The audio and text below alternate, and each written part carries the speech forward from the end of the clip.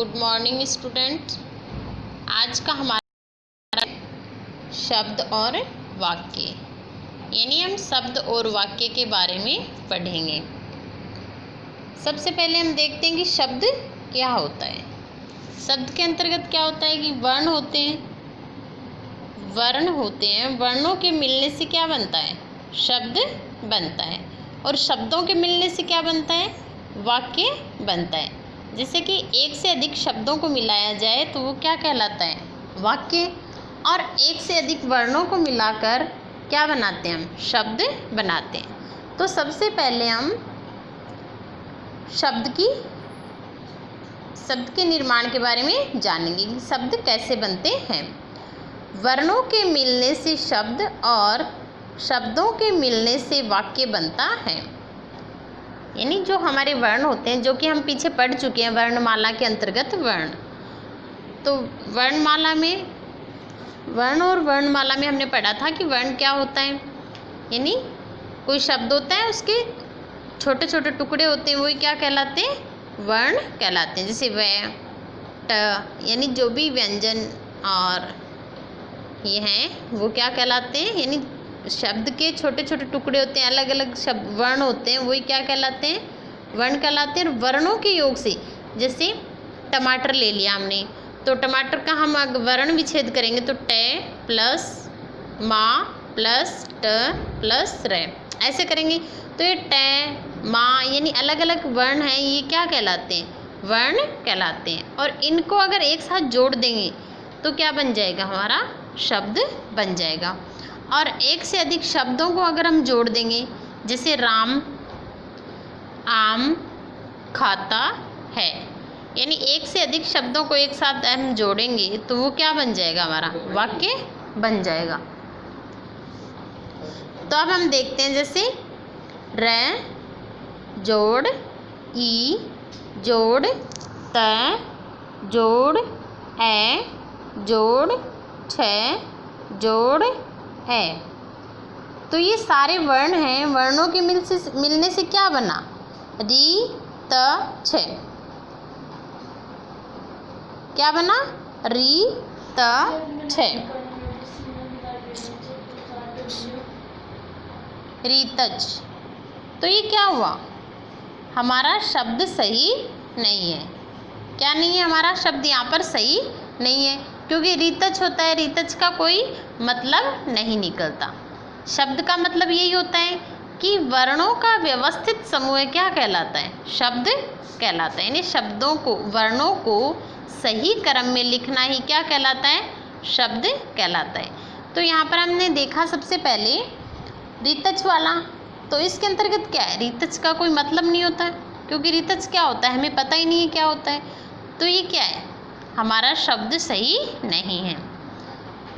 अगला हम देखते हैं, छ प्लस अ प्लस त प्लस ए प्लस र प्लस ई। तो इन वर्णों के मिलने से क्या बना? जैसे छ में ए की ध्वनि है तो बन गया छ, त में ए की ध्वनि है बन गया त, र में ई की ध्वनि है बन गया री। तो ये क्या बना हमारा? छ त री। तो छतरी हमें पता है क्या होता है? पता है। तो यहाँ पर ये वर्ण हैं, ये व्यवस्थित क्रम में लिखे हुए हैं, यानी सही क्रम में लिखे हुए। तो हमारा बना छतरी। क्या बना? छतरी। तो छतरी हमारा क्या है? सार्थक शब्द है। और रीतज हमारा क्या है? निरर्थक शब्द है। निरर्थक शब्द वे होते हैं जिनका कोई अर्थ नहीं निकलता है, और सार्थक शब्द वे होते हैं जिनका कोई ना कोई अर्थ निकलता है। तो यहाँ पर रीतज, यानी हमने सबसे पहला उदाहरण देखा, वो हमारा निरर्थक शब्द था, क्योंकि उसका कोई अर्थ नहीं निकल रहा। वे वहाँ पर वर्णों को व्यवस्थित क्रम में, यानी सही क्रम में नहीं लिखा गया है। अगला जैसे हम उदाहरण देखते हैं दूसरा, और आ जोड़ छ बन गया आ जोड़ छ जोड़ ऊ, छोटा ऊ है यहाँ पर, जोड़ क जोड़ ए। तो ये क्या बन गया? आ छू कै। अब बच्चों सीधी सी बात है, आचुक क्या होता है? हमें पता ही नहीं है आछुक क्या होता है, नहीं पता ना, तो क्या होगा ये हमारा निरर्थक शब्द है, क्योंकि यहाँ पर वर्णों को व्यवस्थित क्रम में नहीं लिखा गया है। अगला हम देखते हैं क जोड़ अ जोड़ छ जोड़ उ यहाँ पर छोटे ऊ की मात्रा है, जोड़ आ। तो इन वर्णों के मिलने से क्या बना, कछुआ। क्या बना, कछुआ। तो हमें पता है कछुआ क्या होता है, सबको पता है कछुआ क्या होता है। तो कछुआ हमारा क्या हुआ, सार्थक शब्द। यानी शब्द दो प्रकार के होते हैं, निरर्थक भी होता है और सार्थक भी होता है। निरर्थक का मतलब ये होता है कि उसका कोई अर्थ नहीं निकलता, और सार्थक का मतलब होता है उसका अर्थ निकलता है। तो हमने जैसे ऊपर वाले दो उदाहरण देखे, रीतच वाला और आछुक वाला, ये दोनों ही निरर्थक हैं। यानी यहाँ पर वर्णों का व्यवस्थित क्रम नहीं है, यानी वर्णों को सही क्रम में नहीं लिखा हुआ है। इनके दोनों नीचे वाले जैसे छतरी वाला है और कछुआ वाला है, ये दोनों क्या है, शब्द सार्थक हैं, क्योंकि यहाँ पर शब्द वर्णों को व्यवस्थित क्रम में लिखा गया है। इसके बाद हम देखते हैं शब्द की परिभाषा, यानी शब्द की डेफिनेशन क्या होती है। वर्णों के सार्थक समूह को शब्द कहते हैं। क्या कहते हैं, वर्णों के सार्थक समूह को। सार्थक समूह क्या होता है कि जहाँ पर वर्णों को व्यवस्थित क्रम में लिखा हो। वर्णों को व्यवस्थित क्रम में लिखेंगे तो वो हमारा शब्द क्या बन जाएगा, सार्थक शब्द बन जाएगा। तो शब्द वही कहलाते हैं जहाँ पर वर्णों के सार्थक समूह को शब्द कहते हैं। वर्णों के सार्थक समूह को शब्द कहते हैं। शब्द के दो भेद होते हैं बच्चों। शब्द के कितने भेद होते हैं, दो भेद होते हैं। नंबर 1 यानी अर्थ के आधार पर शब्द के दो भेद होते हैं।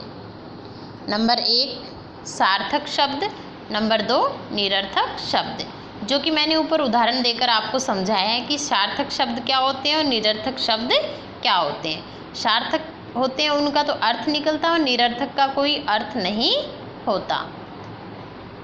यानी उनसे किसी वस्तु हो या स्थान, यानी कोई भी चीज़ हो, उनका कोई हमें पता नहीं चलता है कि किसके बारे में बोल रहे हैं। ठीक है, तो वो शब्द क्या कहलाते हैं, निरर्थक कहलाते हैं। और जिनसे हमें पता चलता है कि किसके बारे में कह रहा है, तो वो क्या होते हैं, हमें हमारे सार्थक शब्द।